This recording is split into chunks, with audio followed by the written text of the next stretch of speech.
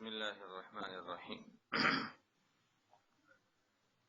الحمد لله حمدا كثيرا طيبا مباركا فيه مباركا عليه كما يحب ربنا ويرضى جل جلاله وعم نواله، والصلاة والسلام على السيد الحبيب المصطفى وعلى آله وصحبه نجوم الهدى قادة التقى. أما بعد،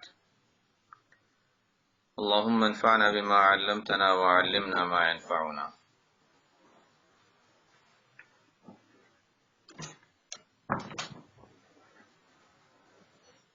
أعوذ بالله من الشيطان الرجيم. بسم الله الرحمن الرحيم.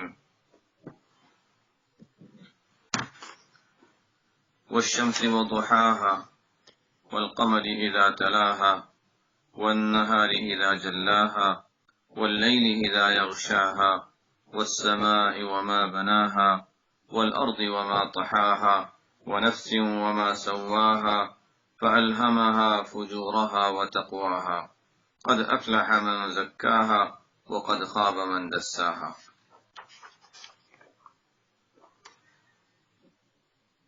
یہ سورت مکیہ ہے. تقریباً علماء کا اس کے مکہ مکرمہ میں نازل ہونے پر اتفاق ہے، اور اس سورت میں بھی ایک خاص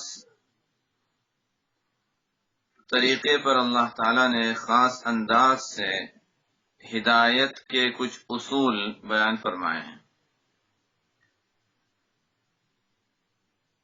ما قبل میں پچھلی صورت میں ہم نے سورہ بلد میں یہ بات پڑھی تھی کہ اللہ تعالیٰ نے انسان کو دونوں راستے بتلائے ہیں، خیر کا بھی شر کا بھی.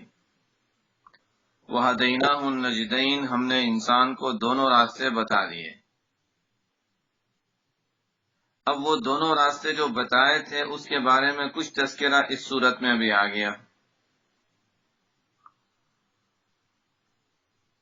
کہ اللہ تعالیٰ نے شروع میں کچھ قسمیں کھائیں، اور کچھ قسمیں کھانے کے بعد والشمس وضحاها والقمر اذا تلاها، چند قسموں کے بعد اللہ نے فرمایا کہ دیکھو ہدایت حاصل کرنا چاہتے ہو تو دیکھو ونفس وما سواها کے بعد فرمایا قد افلح من زکاها وقد خاب من دساها. ہدایت کے دونوں راستے تمہارے سامنے واضح ہیں. اب ہدایت کے اگر یہ انسان کو اللہ تعالیٰ نے دونوں راستے بتلا دیے ہیں، خیر کا بھی اور شر کا بھی. اگر خیر والا راستہ اختیار کرتے ہو اور اس میں آگے بڑھتے رہو ترقی کرتے رہو گے، قد افلح من زکاها. اور اگر غلط راستہ اختیار کیا، اللہ کی نافرمانی والا راستہ اختیار کیا، تو گویا تم نے اپنے آپ کو معصیت میں ڈال کر، معصیت میں مبتلا ہو کر اپنے نفس کو گویا ذلیل کیا، اس کو مٹی میں ملا دیا. تو وقد خاب من دساها، اس کی تفصیل انشاءاللہ آگے وہاں جب ان آیتوں پر پہنچیں گے تو اس کی وضاحت آ جائے گی. بہرحال اس صورت کا ماقبل سے یہ تو ایک بہت گہرا تعلق ہے. باقی ظاہر ہے اس آیت کا جس طرح پچھلی صورت سے تعلق ہے، اس سے پیچھے والی صورت سے بھی تعلق ہے. اصل وہی جو اس میں بنیادی مضمون ہے وہ ہے وہی قد افلح من زکاها وقد خاب من دساها. یہ گویا اس صورت کا ایک بنیادی اصل مضمون ہے. اس صورت میں اصل انسان کو یہی سبق دیا گیا کہ دیکھو تم چاہتے ہو کہ کامیاب ہو جاؤ، تم چاہتے ہو کہ تمہارے جو اللہ نے جس مقصد کے لیے دنیا میں بھیجا ہے اس میں پورے اترو، اللہ کو راضی کر لو. اگر چاہتے ہو تو پھر دیکھو تمہیں یہ چیز کرنی ہوگی. اور آئندہ صورت میں اس کی مزید تھوڑی تفصیل بیان کر دی، چند مزید اعمال بیان کر دیے کہ دیکھو یہ کرنے سے تزکیہ ہوتا ہے، یہ کرنے سے اللہ راضی ہوتا ہے. اور اخیر میں پھر آئندہ صورت میں مزید اس کی مزید وضاحت آتی ہے. وہ انشاءاللہ وہ سورہ واللیل جب پڑھیں گے تو وہاں اس کی تفصیل آ جائے گی. والشمس وضحاها، اس کے مقابلے میں ہے والقمر اذا تلاها، قسم ہے سورج کی. پہلے ہم سرسری ترجمہ دیکھ لیتے ہیں آیات کا، اس کے بعد پھر اس کی مزید میں تھوڑی وضاحت کر دیتا ہوں. والشمس وضحاها، قسم ہے سورج کی اور اس کی روشنی کی. ہمارے سامنے ترجمہ ہے روشنی، ترجمہ صحیح ہے. ضحا کے معنی ترجمہ، اس کا ترجمہ روشنی کے بھی آتے ہیں. اس کا ترجمہ یعنی چونکہ سورج میں یعنی ایک طرح سے روشنی بھی ہے، دھوپ ہے، اس کا ترجمہ دھوپ بھی کیا جا سکتا ہے۔ والشمس وضحاها، قسم ہے سورج کی اور اس کی روشنی کی۔ والقمر اذا تلاها، اور قسم ہے چاند کی جب سورج کے بعد آتا ہے، سورج کے پیچھے آتا ہے۔ والنہار اذا جلاها، اور قسم ہے دن کی جب وہ سورج کو روشن کر دیتا ہے، اور قسم ہے رات کی جب وہ سورج کو ڈھانپ لیتا ہے، سورج کے اوپر چھا جاتا ہے۔ پہلے یہاں تک ہم سمجھ لیتے ہیں کہ یہاں پر شمس اور قمر دو چیزوں کی قسمیں ہیں، نہار اور لیل۔ ان قسموں میں ایک بات خاص جو ہمیں نظر آتی ہے وہ یہ کہ اللہ تعالیٰ نے یہاں پر متقابل چیزوں کو بیان فرمایا۔ اللہ تعالیٰ نے اس دنیا میں، یا یہ کہہ سکتے ہیں کہ آفاق، دنیا کے اطراف عالم، آسمان، زمین، یہ آفاق کہلاتا ہے۔ تو ایک ہے آفاق اور ایک ہے انفس۔ قرآن میں اس کا تذکرہ آتا ہے سنوریہم آیاتنا فی الآفاق وفی انفسہم۔ تو بہرحال ایک ہے آفاق، دنیا کے ظاہری جو شکل و صورت ہے، یعنی مقصد یہ ہے کہ وہ آسمان، زمین وغیرہ کا نظام، یہ آفاق، اطراف عالم۔ اور ایک ہے انسان کی اپنی ذات۔ یہ دو مستقل، انسان سوچے گا، یعنی کوئی یہ سوچ سکتا ہے کہ دنیا، آسمان، زمین اور اس میں سورج، چاند، ستارے، اتنی بڑی خلقت، وہ کہاں اور انسان کہاں؟ نہیں۔ لیکن اللہ تعالی نے جس طریقے سے اپنی مخلوق کی تقسیم فرمائی ہے، اس میں یہ پورا اطراف عالم ایک، تو اس کے مقابلے میں انسان ایک۔ بلکہ ظاہر ہے انسان کو اللہ تعالیٰ نے اشرف المخلوقات بنایا، تمام مخلوقات میں بہترین بنایا، تمام مخلوقات انسان کے لیے بنائی۔ ان الدنیا خلقت لکم وانتم خلقتم للآخرہ، دنیا انسانوں کے لیے پیدا کی گئی، انسان آخرت کے لیے پیدا کیا گیا۔ تو یہ شروع کی آیات جو ہیں وہ شمس وضحاها، یہاں پر اللہ تعالیٰ میں یہ بتا رہے ہیں کہ دیکھو دنیا میں اللہ تعالیٰ نے متقابل چیزیں پیدا فرمائی ہیں۔ ایک طرف سورج ہے، اس کے مقابلے میں چاند ہے۔ ایک طرف سورج کی روشنی ہے، اس کے مقابلے میں اندھیرا ہے۔ اس سے کیا ہوتا ہے؟ ایک تو یہ ہوتا ہے کہ متقابل چیزوں سے ایک دوسری چیز کی پہچان صحیح حاصل ہوتی ہے۔ سفید رنگ ہوتا ہے تو سیاہ رنگ پہچانا جاتا ہے، سیاہ رنگ ہوتا ہے تو سفید پہچانا جاتا ہے۔ تو روشنی سے انسان ظلمت کو پہچانتا ہے، ظلمت سے روشنی کو پہچانتا ہے۔ اگر ہر وقت اندھیرا ہوتا ہے تو روشنی انسان پہچانتا ہی نہیں۔ متقابل چیزیں ہیں، جب متقابل چیزیں ہیں، ایک معروف ہے بات کہ تعرف الاشیاء باضدادها، کہ اشیاء ان کی ضد سے پہچانی جاتی ہیں۔ لیکن عجیب بات دوسری یہ بھی ہے کہ یہ جس طرح سورج کے مقابلے میں چاند ہے، جس طرح دن کے مقابلے میں رات ہے، یہ دونوں چیزیں ایک دوسرے کے مقابل سمجھی جاتی ہیں، لیکن عجیب بات یہ ہے کہ دونوں مل کر ایک ہی کام کو انجام دے رہی ہیں۔ سورج اور چاند مل کر ایک کام پورا کر رہے ہیں، دن اور رات مل کر ایک کام پورا کر رہے ہیں۔ آگے اس میں یعنی گویا یہ چیزیں بس ذہن میں رکھنے کی ہیں۔ اللہ تعالیٰ نے انسان میں بھی اسی طرح تو بنایا کہ انسان میں مرد اور عورت مل کر ایک کامل زندگی گزار سکتے ہیں۔ انسان میں اللہ تعالیٰ نے خیر اور شر کا مادہ رکھا، یہ دونوں مل کر متضاد چیزیں ہیں۔ انسان میں خیر بھی ہے، شر بھی، یعنی خیر کی طرف بلانے والی چیزیں بھی ہیں اور شر کی طرف لے جانے والی داعیات اور اس کے محرکات بھی ہیں۔ انسان کو گناہوں کا دل بھی چاہتا ہے، نیکیوں کی طرف بھی رغبت ہوتی ہے۔ یہ دونوں چیزیں مل کر انسان کو جو اصل مقصد ہے اس میں کامیابی کی طرف لے جاتی ہیں۔ کیسے؟ اس کی وضاحت آگے جب اس آیت پہ ہم پہنچیں گے وہاں انشاءاللہ آ جائے گی۔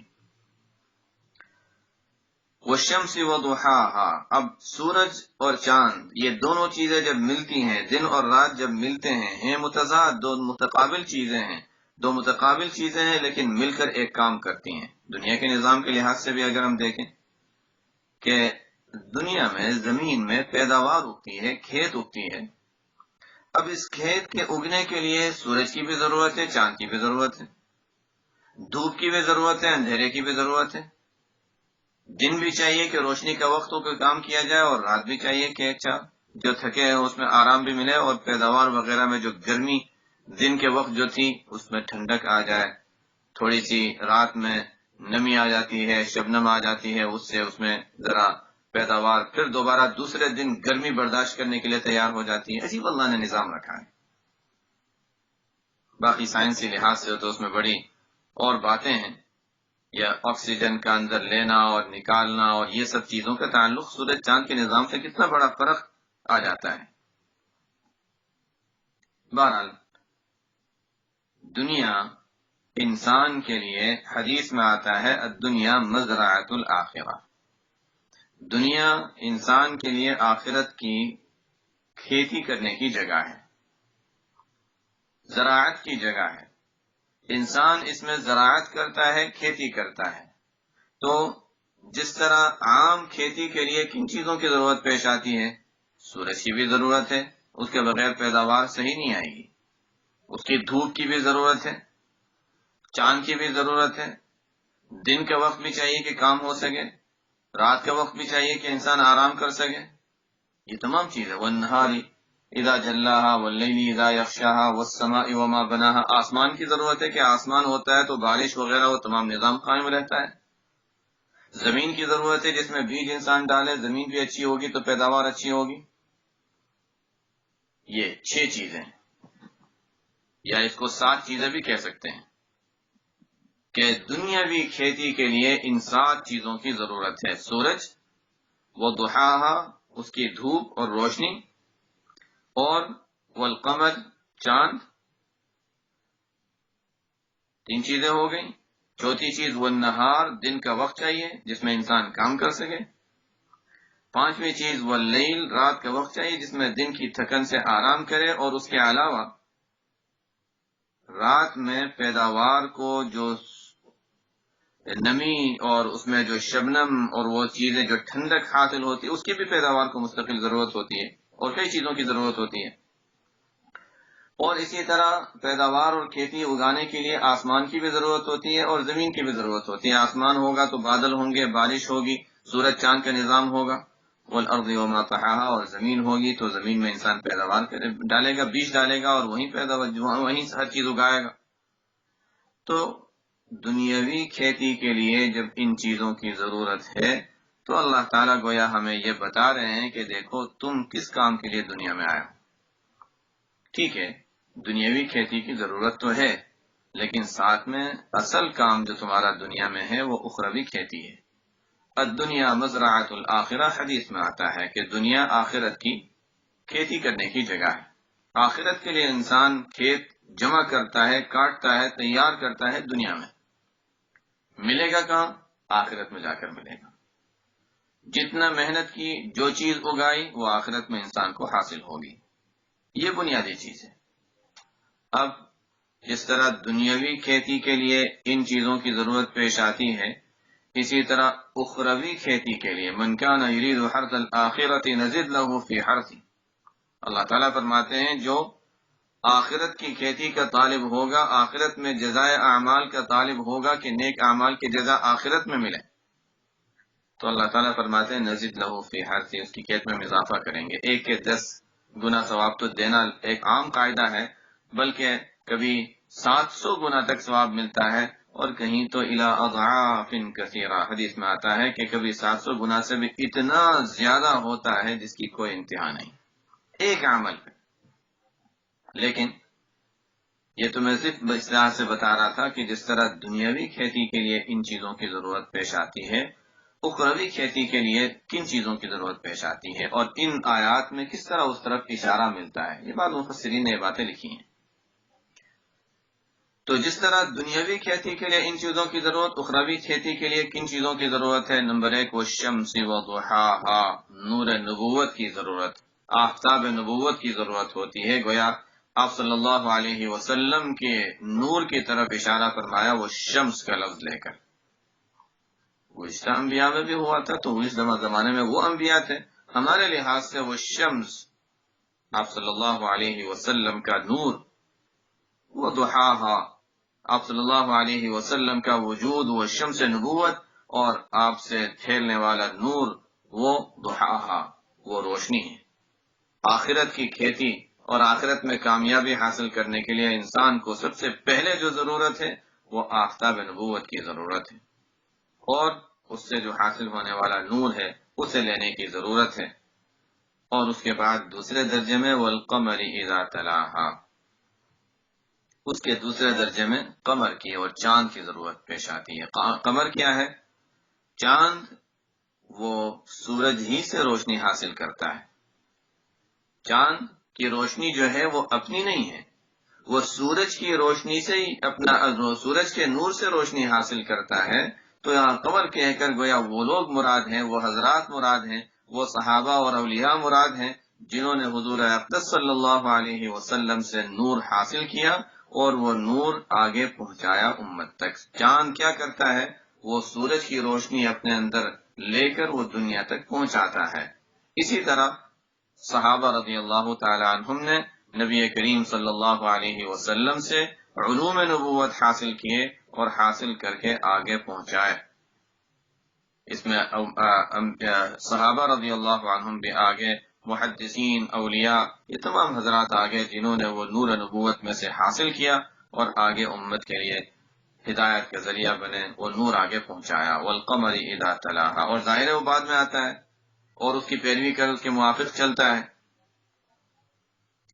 پھر آفتاب نبوت اور ان کے بعد آنے والے، آپ صلی اللہ علیہ وسلم کے بعد آنے والے اولیاء اور وارثان نبوت، والقمر اذا تلاہا، اور مزید انسان کو ضرورت پیش آتی ہے والنہار اذا جلاہا۔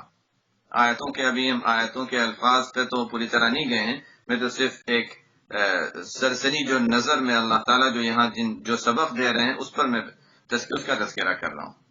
والنہار اذا جلاہا، دن کا تذکرہ۔ دن کیا ہے؟ مشغولیت، دن مشغولیت کا وقت ہے۔ والنہار معاشا، تو انسان کو آخرت کی کھیتی کے لیے جس طرح آفتاب نبوت اور آپ صلی اللہ علیہ وسلم کے نور کی ضرورت، علوم کی ضرورت ہے، اسی طرح والقمر اور آپ صلی اللہ علیہ وسلم کے نائبین جو ہے ان کی بھی ضرورت پیش آتی ہے۔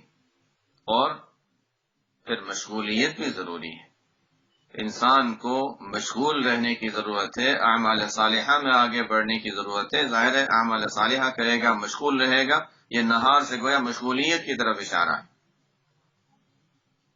لیکن ان مشغولیتوں کے بعد پھر جب براہ راست انسان کا اللہ سے تعلق ہوتا ہے، عبادت میں لگا رہتا ہے، تو یہ تو نہار کے لفظ سے اس طرف اشارہ ہو گیا، لیکن ساتھ ساتھ میں پھر واللیل اذا یغشاہا، کبھی انسان کو ان چیزوں سے نکلنے کی بھی ضرورت پیش آتی ہے۔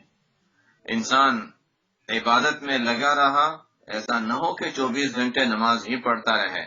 کچھ اوقات تو وہ ہیں جس میں اللہ نے منع فرما دیا، دیکھو طلوع شمس کے وقت نماز نہ پڑھو، استوا کے وقت نماز نہ پڑھو، غروب کے وقت نماز نہ پڑھو، 5 اوقات، اس کے علاوہ یہ 3 اوقات ہو گئے، مزید 2 اوقات ہیں جس میں کہا کوئی نفل نماز نہ پڑھو۔ یہ کیوں؟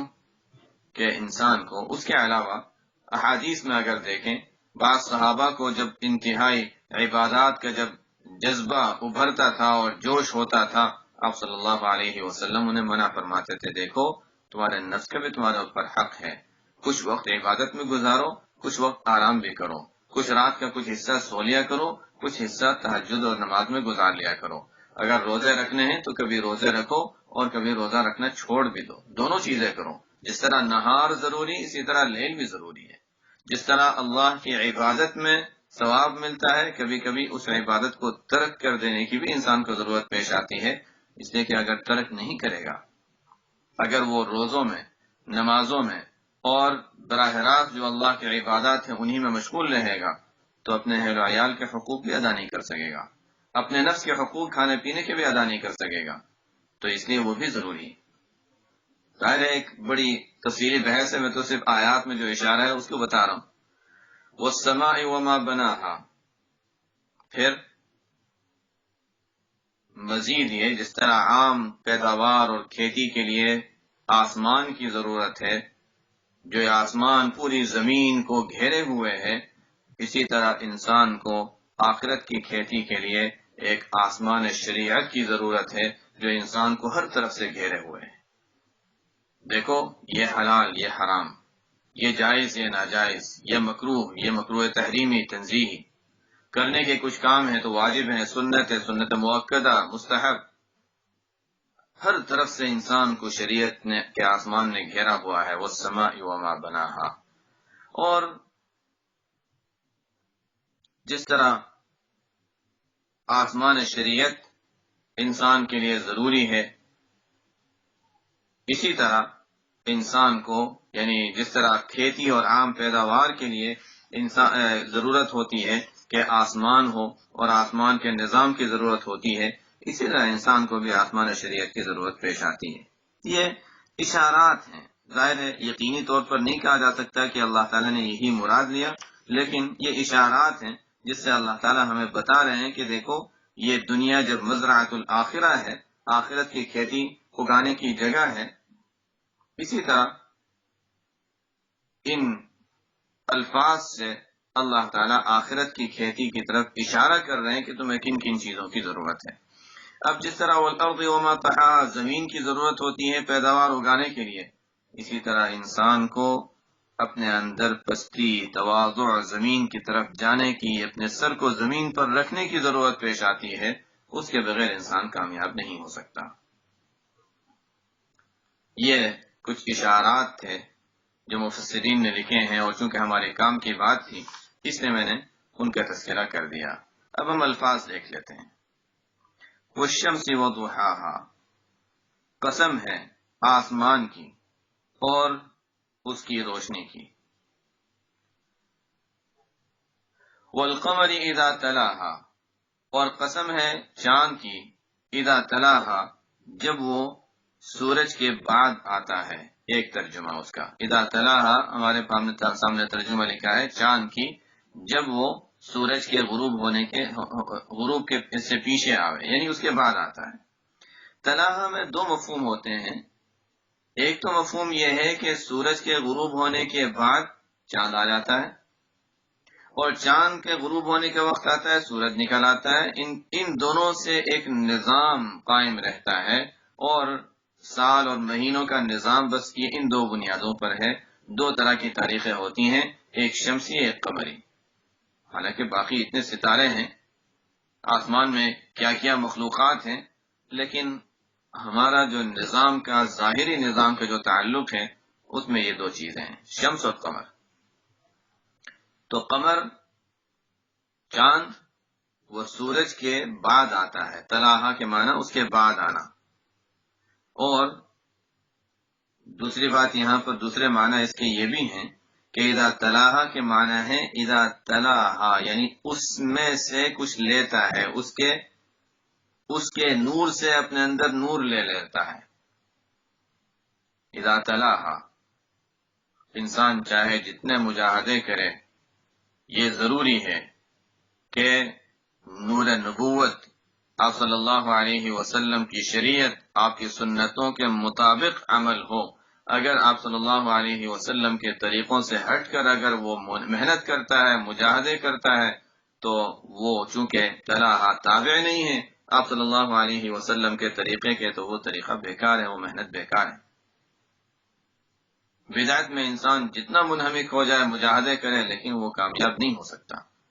تلاہا ضروری ہے کہ اس کے جس طرح چاند سورج کے تابع ہوتا ہے، اسی طرح یعنی اولیاء اللہ کو اور آپ صلی اللہ علیہ وسلم کے وارثین کو آپ صلی اللہ علیہ وسلم کا تابع ہونا ضروری ہے۔ تو بہرحال سورج کی قسم، اس کی روشنی کی قسم، چاند کی قسم، اور اذا تلاہا، چاند کی قسم جب وہ سورج کے بعد آتا ہے یا سورج سے نور، روشنی اخذ کرتا ہے، حاصل کرتا ہے۔ باقی اس میں مفسرین نے اور بھی باتیں لکھی ہیں کہ کیا مناسبت ہے کہ سورج اور چاند اور باقی ستاروں کا کیوں تذکرہ نہیں کیا، کیوں خاص طور پہ ان دونوں کا ہی تذکرہ کیا۔ کئی چیزیں ہیں ظاہر ہے، لیکن ہمیں تو خیر اصل مقصد کی طرف جانا ہے کہ اصل مقصد یہاں پر کیا بیان کیا گیا۔ تیسری چیز ہے، 2 قسمیں ہو گئی، 3 قسمیں ہو گئی، والشمس، دوسری قسم ضحا، تیسری قسم والقمر اذا تلاہا، چوتھی قسم ہے والنہار اذا جلاہا، قسم ہے دن کی جب اس کو روشن کر دے۔ کس کو روشن کرے؟ پیچھے ہا کی ضمیر اگر ہم دیکھیں تو ہا کا مرجع جو ہے وہ سورج کی طرف جا رہا ہے، اور قسم ہے دن کی جب وہ سورج کو، اس لیے کہ اصل سورج شمس ہے، اصل شمسی کا تذکرہ چل رہا ہے۔ والقمر اذا تلاہا میں بھی ہا سے مراد سورج تھا، تو وہ شمسی و ضحاہا، ہا کی ہا سے مراد سورج ہے، قسم ہے سورج کی اور سورج کی روشنی کی۔ والقمر اذا تلاہا میں بھی ہا سے مراد سورج ہے، اور قمر کی چاند کی قسم جب وہ سورج کے بعد آتا ہے۔ والنہار اذا جلاہا، اس میں بھی ہا سے مراد سورج ہونا چاہیے، جمہور مفسرین کی یہی رائے ہے، اور قسم ہے دن کی جب وہ سورج کو روشن کر دیتا ہے۔ سوال یہ ہے کہ دن سورج کو روشن کرتا ہے یا سورج دن کو روشن کرتا ہے؟ ظاہر ہے کہ ظاہراً تو ایسا ہی نظر آتا ہے کہ سورج ہے جو دن کو روشن کرتا ہے، لیکن دن کا وقت اللہ نے بنایا، سورج کو نکلنے کا موقع ملا تبھی تو وہ روشن ہوا۔ اگر وہ دن کا وقت نہیں آتا تو سورج تو پہلے بھی موجود تھا۔ صبح صادق کا وقت ہوتا ہے، سورج تو ہے دنیا میں، لیکن کیوں اندھیرا ہے؟ تو دن کا وقت جو ہے اس وقت نے سورج کو موقع دیا کہ آؤ اپنی روشنی ظاہر کرو۔ بات تو کہیں دور نہ نکل جائے، لیکن بس اشارات جب ملتے ہیں تو دل چاہتا ہے کہ کچھ اس طرح کی باتیں بھی کر دیں کہ بسا اوقات انسان یہ سوچتا ہے کہ دیکھو میں یہ فلانا کام کر رہا ہوں، میں فلانا کام کر رہا ہوں، اپنی ہی مثال دے دوں، اگر مجھے یہ ذہن میں آ جائے اور مجھے یہ خیال ہونے لگ جائے کہ دیکھو میں تفسیر پڑھا رہا ہوں، میں قرآن کا درس دے رہا ہوں، لیکن اگر دوسری طرف یہ دیکھیں کہ سامنے سننے والا کوئی نہ ہوتا تو میں کس کو دیتا؟ یعنی انسان اپنا کوئی کمال، انسان کا کوئی کمال ہی نہیں۔ اگر انسان یہ سوچنے جائے کہ میں نماز پڑھ رہا ہوں تو یہ سوچے توفیق کس نے دی ہے۔ انسان یہ سوچے کہ میں درس دے رہا ہوں تو سوچے سامنے سننے والا کون ہے، اگر وہ سامنے سننے والے نہ سنے تو میں کیا کر لوں گا، اگر کوئی سننے والا نہ ملتا تو کس کو سناتا۔ انسان جو بھی عبادت کرتا ہے اللہ کا انعام ہے۔ سورج جب طلوع ہو رہا ہے تو سورج دن کو روشن کر رہا، اللہ تعالیٰ فرما رہے دن نے سورج کو موقع دیا کہ وہ دن کو روشن کرے، کہ وہ اس وقت اپنی روشنی کو ظاہر کرے۔ اگر دن کا وقت نہ آتا تو سورج اپنی روشنی بھی ظاہر نہیں کر سکتا تھا۔ والنہار اذا جلاہا، تو جمہور کی رائے یہی ہے کہ جلا کے معنی روشن کرنا، اور ہا سے مراد سورج ہے، کہ دن جب سورج کو روشن کر دیتا ہے یعنی سورج کو روشنی کا موقع دیتا ہے، اس کو یعنی عربی بلاغت کے اعتبار سے مجازی، اسناد مجازی کہا جاتا ہے۔ واللیل اذا یغشاہا، قسم ہے رات کی جب وہ اس پر چھا جاتی ہے، اس کو ڈھانپ لیتی ہے۔ کس کو؟ سورج کو۔ گویا رات جب آئی تو سورج کے اوپر ایک گویا رات جو ہے چادر کی طرح سورج کو اس نے ڈھانپ لیا کہ اب تمہاری روشنی نہیں نظر آ سکتی، اب میرا وقت ہے، رات کا وقت ہے۔ اب سورج کو اجازت نہیں کہ اپنی روشنی یہاں ظاہر کرے۔ یہ اللہ کے بندے دن کے تھکے ہیں، اب ان کو رات کا سکون چاہیے، راحت چاہیے۔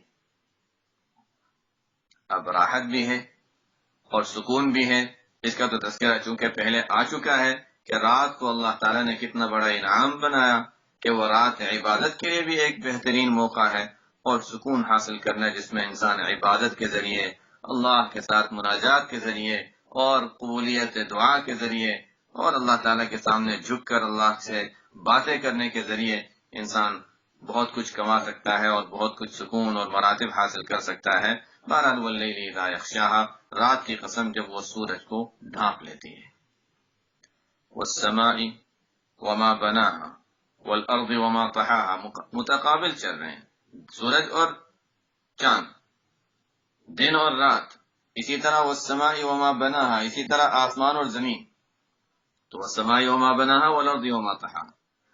اب یہاں پر والسماء وما بناها قسم ہے آسمان کی، وما کے بارے میں مفسرین کی مختلف رائے ہیں۔ 2 رائے زیادہ مشہور ہیں کہ ما سے مراد کیا ہے۔ ایک تو یہ ہے کہ والسماء وما بناها میں ما سے مراد جس کو کہتے ہیں ما مصدریہ، عربی میں ماں کے مختلف معنی آتے ہیں. ایک معنی یہ ہے کہ ماں سے مراد ماں مصدریہ ہے. مصدریہ کا مطلب یہ ہے کہ ہم ترجمہ یہ کریں گے کہ قسم ہے آسمان کی اور آسمان کو بنانے کی. آسمان کی اور آسمان کو بنانے کی. آسمان اتنی بڑی خلقت، اور دیکھو آسمان کی خلقت کیسی ہوئی، کس طرح اس کو بنایا گیا، اس کی کیسی تعمیر ہے. وما بناہا، جیسے قرآن میں ہے افلا ينظرون وإلى السماء كيف رفعت، کہ دیکھو آسمان کس طرح بلند بنایا گیا، کس طرح بلندی پر ہے. یہ ہے والسماء وما بناہا، قسم ہے آسمان کی اور آسمان کے بنانے کی. دوسری رائے مفسرین کی یہ ہے کہ ماں کے معنی ہے من، یعنی اگرچہ ماں من کے معنی میں استعمال ہوتا ہے، کلام عرب میں عام ہے. اب اس صورت میں ترجمہ ہوگا کہ والسماء، قسم ہے آسمان کی اور جس نے آسمان کو بنایا، یعنی اللہ تعالی. یہ ایک تفسیری بات ہے، اشکال و جواب اس مفسرین نے اپنی جگہ نقل کیے ہیں. بہرحال ہمارے سامنے جو ترجمہ ہے اس میں بھی یہی لکھا ہوا ہے کہ قسم ہے آسمان کی اور اس ذات کی جس نے اس کو بنایا. مفسرین کی ایک رائے ہے تو ہمیں ظاہر قبول کرنا ہوگا، اور یہ بھی ایک معنی ہے. چاہے اس میں ہمیں کچھ ایک طرف سے اشکال ہے تو اس کے جوابات بھی دیے گئے ہیں تفسیری، ظاہر تفسیروں تفاسیر میں اس کی تفصیلی بحث مل جاتی ہے. اتنا ہے کہ والسماء وما بناہا میں یعنی یہ اشکال ہو سکتا ہے کہ اللہ تعالی یعنی ظاہر آسمان کی اور آسمان کو بنانے والے کی قسم. تو بنانے والا خالق اللہ تعالی اتنی بڑی ذات، ایک تو اس کو ماں کے لفظ میں لے آنا، اور دوسرا یہ کہ اس کو بعد میں لانا اور مخلوق کی قسم کو پہلے لانا. بعضوں نے یہ اشکال کیا ہے، لیکن چونکہ ایک طویل بحث ہے، بہرحال یہ کوئی ایسا اشکال نہیں ہے جس کو رفع نہ کیا جا سکتا ہو. مفہوم واضح ہے، دونوں معنی ہیں، مفسرین نے دونوں رائے بیان کی ہیں، کوئی اشکال کی بات نہیں. قسم ہے آسمان کی اور جس نے اس کو بنایا اس کی قسم ہے. قسم ہے آسمان کی اور آسمان کو بنانے کی بھی قسم. والارض وما طحاها، قسم ہے زمین کی اور اس کو بچھانے کی. یا دوسرا ترجمہ ہوگا، دوسری تفسیر ہوگی قسم ہے زمین کی اور جس اللہ نے اسے بچھایا. زمین کیسے بچھائی گئی؟ سورہ ملک میں جس کا تذکرہ آیا تھا کہ زمین کو اللہ نے بچھایا ہے، لیکن یہ زمین ہے کہاں؟ یہ تو ہوا میں ہے، اوپر بھی کچھ نہیں نیچے بھی کچھ نہیں. ما فوقها ہوا وما تحتها ہوا، اوپر بھی ہوا ہے نیچے بھی ہوا ہے. زمین تو ہوا کے اندر ہے، یہ سورج چاند وغیرہ ہوا کے اندر ہے، کیسے ٹھہرے ہوئے ہیں؟ بس اللہ نے اسے ٹھہرایا ہوا ہے. یہ بچھائی ہوئی زمین لگتی ہے سیدھی، حالانکہ گول زمین ہے. تو ایک تو زمین کا گول ہونے کے باوجود سیدھا معلوم ہونا. قرآن نے کہا سورہ ملک میں، اللہ تعالیٰ کا ارشاد ہے کہ فَامْشُوا فِي مَنَاكِبِهَا وَكُلُوا مِن رِزْقِهِ هُوَ الَّذِي جَعَلَ لَكُمُ الْأَرْضَ ذَلُولًا فَامْشُوا فِي مَنَاكِبِهَا وَكُلُوا مِن رِزْقِهِ. زمین کو اللہ نے تمہارے لیے تابع کر دیا، تم زمین سے کتنے کام نکالتے ہو. کہیں تمہیں پیداوار اگانی ہے تو وہ بھی کر لیتے ہو، حالانکہ وہ پیداوار کی زمین نہیں ہے. مکہ مکرمہ کو کہا گیا، قرآن نے کہا وادٍ غیر ذی زرع، لیکن زمین کو اللہ تعالیٰ نے تابع بنایا انسان کے، کہ وہاں بھی انسان کسی نرم زمین سے مٹی نرم لے آتا ہے اور وہاں بھی انسان باغ بنا لیتا ہے، وہاں بھی پیداوار اگ جاتی ہے.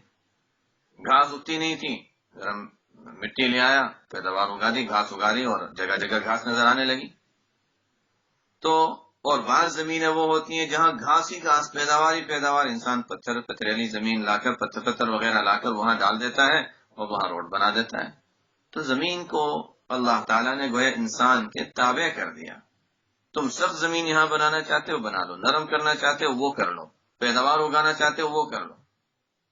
لیکن اس کی مثال اسی طرح ہے جیسے کوئی اونٹ ہو، کوئی اونٹنی ہو جو بہت فرما بردار ہو، جسے ذلول کہا جاتا ہے، وہ اونٹنی جو فرما بردار ہے، تو ایسی ہی ہے. اور کبھی جب اونٹنی حرکت میں آ گئی، تم اس کے فمشوفی مناکب، اگر مناکب کا لفظ ہم اصل تلاش کریں لغت میں تو کندھوں کے معنی میں آتا ہے. مناکب، منکب کندھے کو کہا جاتا ہے. جس طرح ایک چھوٹی سی چونٹی کسی اونٹ کے کندھے پر چل رہی ہو، اطمینان سے چلتی ہے جیسے اس کی زمین ہے. اسی طرح ہم اس زمین کے اوپر اس طرح چل رہے ہیں جیسا کہ یہ گویا کہ ایک بڑا سا کوئی جانور اللہ نے رکھا ہو، کوئی اونٹ یا کوئی ہاتھی اللہ نے رکھا ہو، ہم اس کے کندھے پر چل رہے ہیں، اطمینان سے چل رہے ہیں اور ہمیں کوئی مشقت نہیں ہوتی. لیکن جب اللہ چاہتا ہے تو تھوڑی سی حرکت آنے لگتی ہے، زلزلہ آ گیا، فلانا گر گیا، عمارت گر گئی، پہاڑ گر گئے، بڑے بڑے واقعات ہو جاتے ہیں. تو اللہ تعالیٰ یہ بتا رہے ہیں کہ دیکھو یہ زمین، اور اللہ تعالیٰ نے جس طرح زمین کو بچھایا، یہ بھی ایک اللہ تعالیٰ کی بہت بڑی قدرت ہے. وَالْأَرْضِ وَمَا طَحَاهَا، قسم ہے زمین کی اور جس نے اس کو بچھایا، یا قسم ہے زمین کی اور اس کو بچھانے کی. یہ قسموں کے بعد اب آگے ایک اور قسم ہے، وَنَفْسٍ وَمَا سَوَّاهَا، اور قسم ہے انسان کے نفس کی، انسان کے جان کی، وما سواہا، اور اس ذات کی جس نے انسان کو بنایا اور پیدا کیا.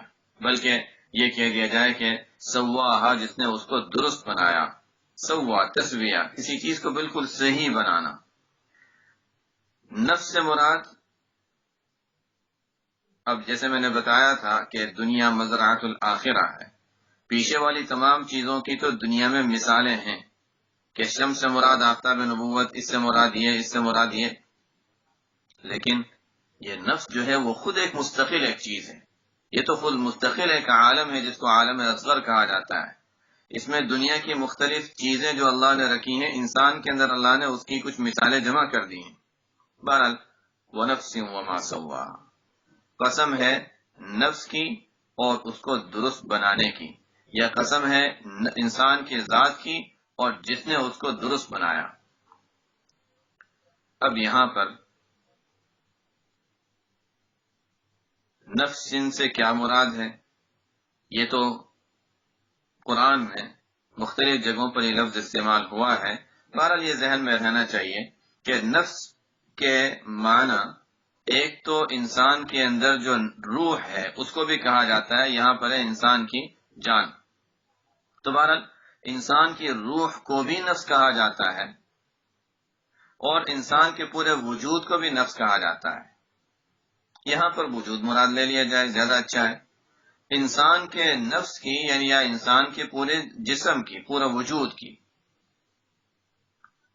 آگے جانے سے پہلے، چونکہ آگے یہ مضمون چل رہا ہے، تو اس لیے اس بات کو ذہن میں رکھنے کی ضرورت ہے کہ انسان کسے کہا جاتا ہے، انسان کے معنی کیا ہے. انسان دو چیزوں کا مجموعہ ہے.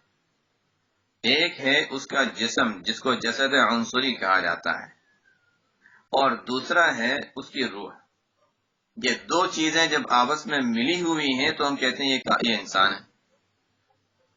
جیسے ہی انسان میں سے روح نکل جاتی ہے، انسان کے جسم میں سے روح نکل جاتی ہے، تو اب وہ عام انسانوں کی طرح انسان نہیں کہلاتا بلکہ میت کہلاتا ہے.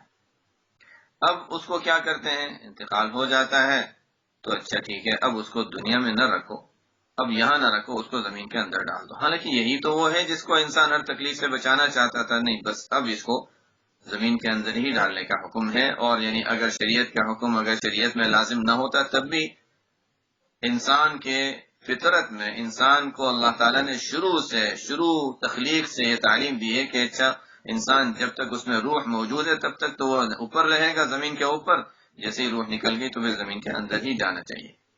آدم علیہ السلام کے زمانے سے یہی سلسلہ چلا آ رہا ہے. ہاں کچھ لوگوں نے اس میں تبدیلیاں کر کے یہ کر دیا کہ اچھا نہیں ٹھیک ہے اس کو زمین میں ڈالیں گے تو پتہ نہیں اس کے ساتھ کیا معاملہ ہوگا، نہیں اس کی وجہ اس کو جلا کر راکھ کر دیا جائے. ورنہ اصل انسان میں دفن کرنا ہی ہے. ہر شریعت میں دفن کرنے ہی کا حکم آیا تھا.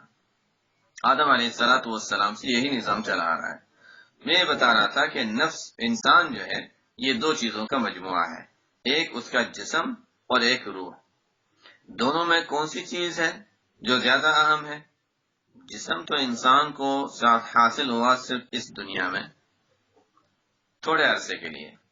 کسی کو چند مہینوں کے لیے اس دنیا میں کوئی آتا ہے چلا جاتا ہے، بچپن میں 6 مہینے میں 2 مہینے میں انتقال ہو گیا، کوئی ہوتا ہے 100 سال زندہ رہتا ہے، لیکن 100 سال کے بعد پھر وہ جسم سے روح نکل گئی۔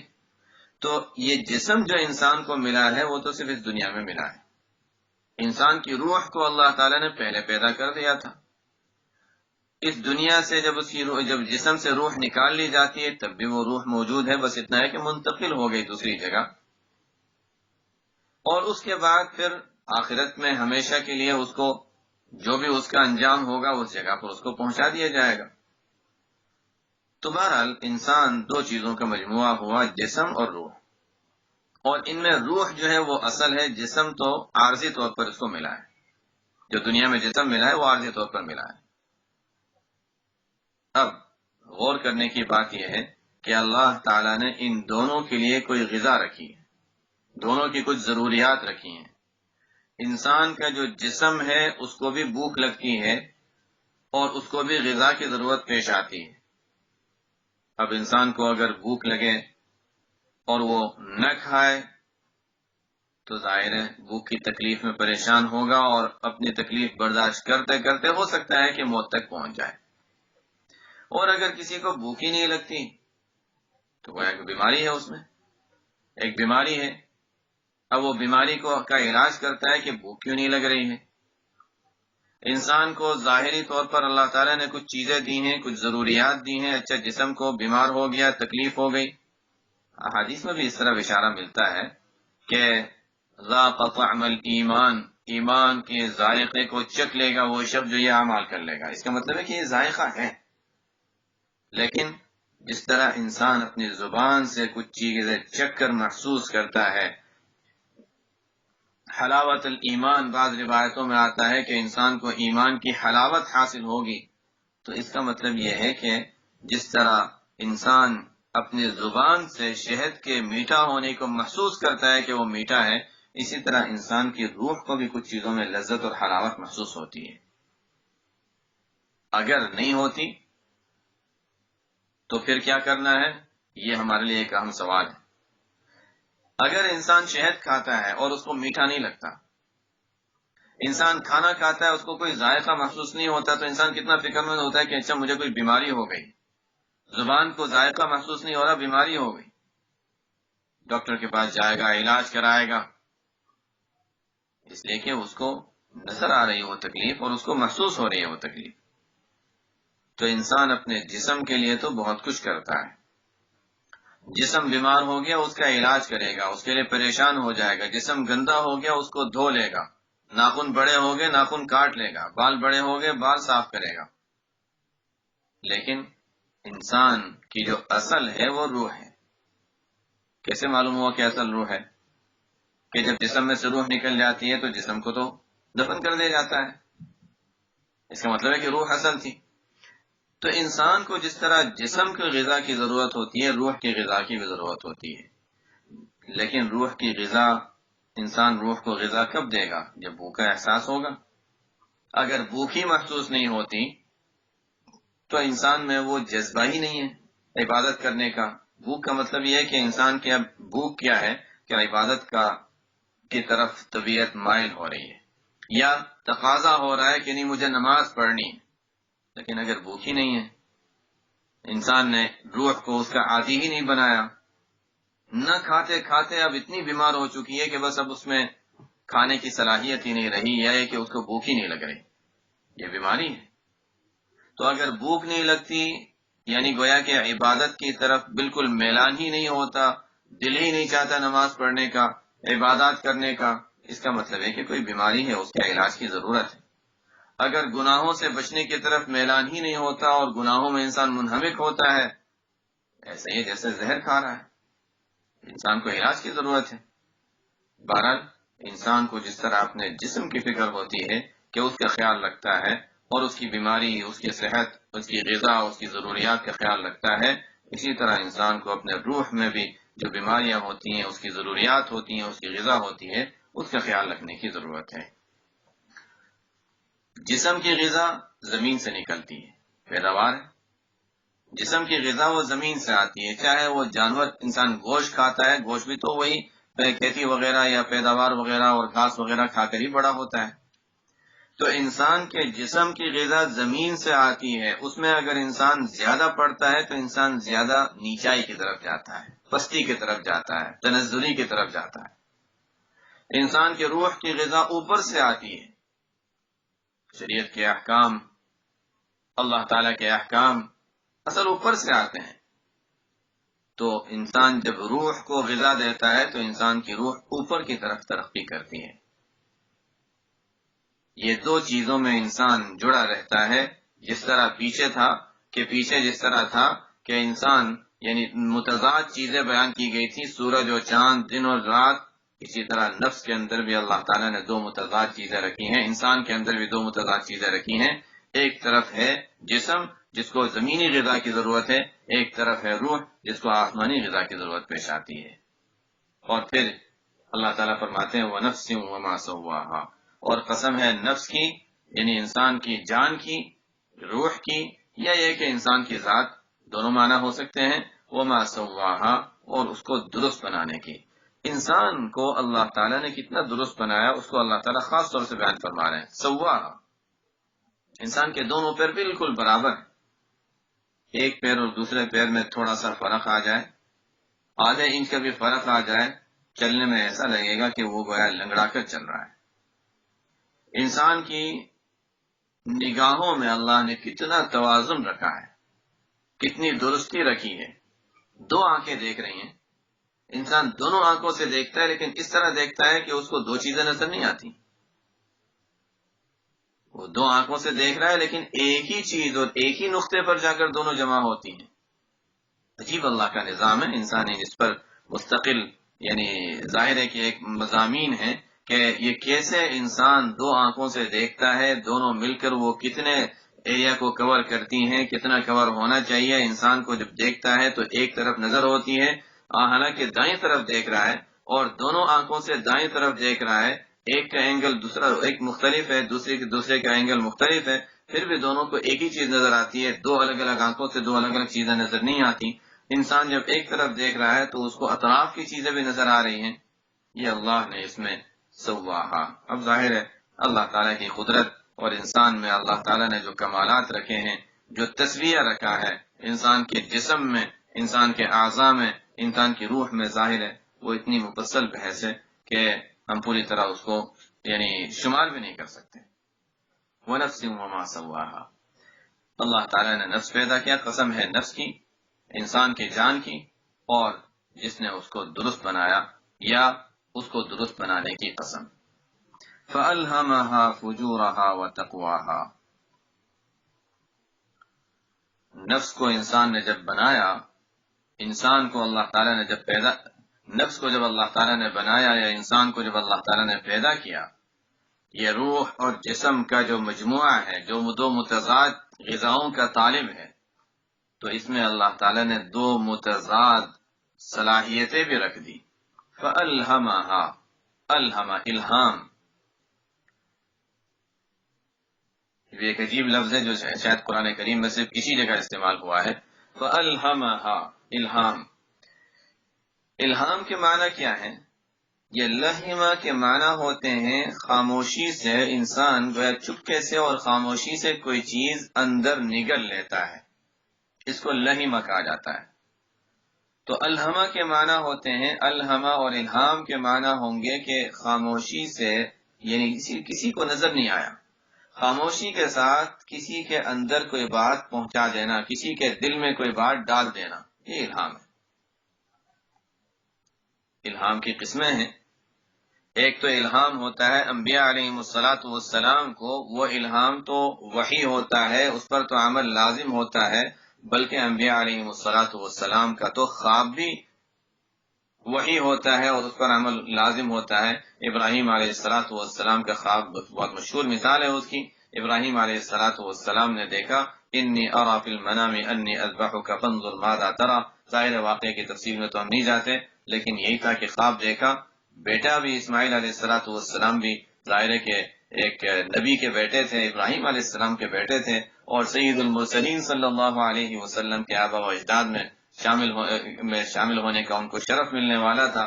انہوں نے فرمایا کہ یا ابت افعل ما تؤمر، خواب میں دیکھا ہے لیکن بیٹا بھی سمجھتا ہے کہ میرے والد نبی ہیں اور نبی کو خواب میں جب کوئی بات کہی گئی ہے تو وہ وحی ہے۔ فرمایا کہ افعل ما تؤمر، جس کا آپ کو حکم دیا آپ کر لیجئے۔ تو وہ بھی سمجھتے تھے کہ خواب میں جو نبی کو دکھایا گیا وہ امر ہے، وہ حکم ہے، افعل ما تؤمر۔ حضور اقدس صلی اللہ علیہ وسلم نے خواب دیکھا کہ عمرے کے لیے تشریف لے جا رہے ہیں، صحابہ کے سامنے خواب بیان کیا، خواب تو بیان کر دیا، ظاہر خواب وہی تھا، یقینی تھا کہ آپ صلی اللہ علیہ وسلم اور صحابہ عمرہ کے لیے جائیں گے، قرآن یعنی گویا خواب میں بتایا گیا اور نبی کا خواب حجت ہے، لیکن خواب میں یہ نہیں بتایا گیا کہ کب جائیں گے۔ واقعے کی تفصیل ہے، بہرحال یعنی ان واقعات میں جانا نہیں چاہتا، اس لیے کہ ظاہر ہے واقعہ خود ہی کئی واقعات اس کے ذمہ آ جاتے ہیں اور اس میں ایک مستقل تفصیل آ جاتی ہے اور ادھورا اس کو چھوڑنا بھی پھر مناسب نہیں ہوتا۔ بہرحال انبیاء علیہ والسلام کا الہام، ان کا خواب، یہ سب تو حجت ہوتا ہے، دلیل شرعی ہوتا ہے، اللہ کا ایک حکم ہوتا ہے۔ اس کے بعد دوسرا درجہ جو ہے وہ اولیاء کا الہام، ان کے دل میں من جانب اللہ کوئی بات ڈال دی جائے، یہ گویا وحی کا، ظاہر وحی تو نہیں کہہ سکتے اس کو، اور وحی ہے بھی نہیں کسی بھی درجے میں، ہاں اس کی ایک ناقص صورت کہا جا سکتا ہے، لیکن ظاہر ہے نبی کو اگر الہام ہوا ہے، اس کے دل میں بات آئی ہے تو وہ تو پکی ہے، اللہ کی طرف سے ہے، اور ولی کو، اللہ کے کسی ولی کو، کسی نیک بندے کے دل میں کوئی بات آئے اور الہام ہوا ہے، اس میں غلطی کا بہت احتمال ہوتا ہے، اور بسا اوقات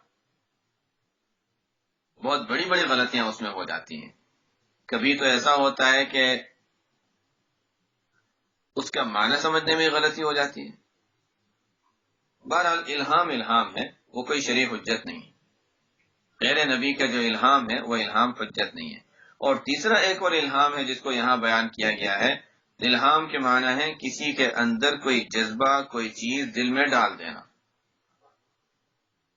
یہ ولی، نبی، ان سے اس کا کوئی تعلق نہیں، ہر انسان اس میں آگے، الہمہا فجورہا وتقواہا، ہر انسان کے اندر اللہ تعالیٰ نے کچھ گناہ کرنے کی استعداد اور صلاحیت بھی رکھی، اور کچھ نیکی اور پرہیزگاری اور تقوی کی صلاحیتیں بھی رکھی ہیں۔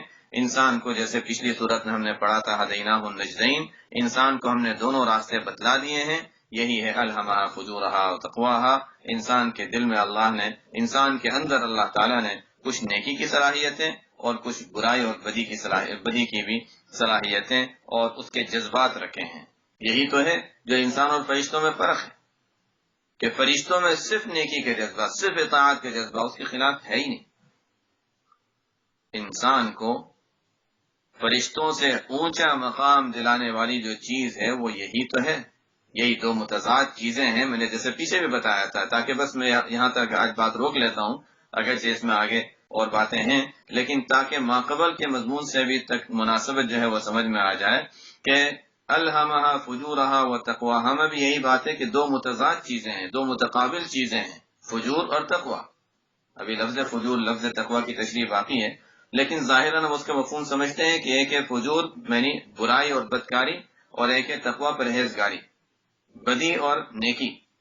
یہ دونوں متقابل چیزیں ہیں، لیکن یہ دونوں چیزیں انسان کے اندر آئیں تو ان دونوں چیزوں کے ملنے سے انسان کے مقام کو، اس مقام کو جس کی وجہ سے انسان کو مسجود ملائکہ یعنی فرشتوں کو اس کے سامنے سجدے کا حکم دیا گیا تھا آدم علیہ السلام کے سامنے، اور وہ جس کے ذریعے سے انسان فرشتوں سے بلند مقام حاصل کر لیتا ہے، یہ اسی کے ذریعے سے تو ہے۔ اگر انسان میں گناہ کے جذبہ نہ ہوتا، گناہ کی صلاحیت ہی نہ ہوتی، تو پھر تو اس کا کوئی امتحان ہی نہیں تھا۔ جب گناہ کا جذبہ ہی نہیں، فرشتوں کی طرح اس کو کہا کر لو تو کر لیتا ہے، اس کے اندر نافرمانی کا جذبہ ہی نہیں، گناہ کی طرف بلانے والی کوئی چیز ہی نہیں کہ اس سے بچنے میں ثواب ملے۔ انسان کو جو فضیلت حاصل ہوتی ہے، انسان کے اندر جو بڑا کمال ہے، وہ یہی ہے کہ گناہ کا جذبہ ہونے کے باوجود وہ گناہ سے اپنے آپ کو بچاتا ہے۔ عام ہماری سوچ یہ ہوتی ہے کہ زیادہ عبادت گزار وہ ہوتا ہے جو زیادہ نمازیں پڑھے، زیادہ عبادات کرے، زیادہ تہجد پڑھے، زیادہ تسبیحات و تلاوت میں لگے، حالانکہ قرآن و حدیث کے لحاظ سے زیادہ بڑا عبادت گزار وہ شخص ہے، بڑا عبادت گزار تو وہ شخص ہے جو گناہوں سے زیادہ بچنے والا ہو۔ حدیث میں صاف صاف آتا ہے اتق المحارم تکن اعبد الناس، گناہ اور حرام چیزوں سے بچو، اللہ کے حرام کی ہوئی چیزوں سے بچتے رہو، سب سے بڑا عبادت گزار بن جاؤ گے۔ بہرحال یہاں بس میں اس کو بتانا چاہ رہا تھا کہ جس طرح پیچھے والی آیات میں تقابل تھا، یہاں پر بھی اللہ تعالیٰ فرماتے ہیں کہ انسان کی ذات میں بھی یعنی نفس میں بھی اللہ تعالیٰ نے دو متقابل صفتیں رکھی ہیں۔ باقی انشاءاللہ یہاں سے فَأَلْهَمَهَا فُجُورَهَا وَتَقْوَاهَا، اور یہاں سے آگے انشاءاللہ باتیں آئندہ ہفتے انشاءاللہ کریں گے۔ یہاں تک ابھی روک دیتے ہیں۔ یعنی بنیادی مفہوم جو تھا ان آیاتوں کا وہ ہمارے سامنے آ گیا، لیکن اس میں جو مزید وضاحت ہے، جو اصل جو بات اللہ تعالیٰ آگے بیان فرما رہے ہیں قَدْ أَفْلَحَ مَنْ زَكَّاهَا وَقَدْ خَابَ مَنْ دَسَّاهَا، اس کے بارے میں بھی بنیادی باتیں تو آ گئیں، لیکن جو اصل الفاظ اور آگے جو اس کے اصل جو مضمون ہے اس کو انشاءاللہ آئندہ ہفتہ پڑھ لیں گے۔ سبحان ربک رب العزة عما یصفون وسلام علی المرسلین والحمد للہ رب العالمین۔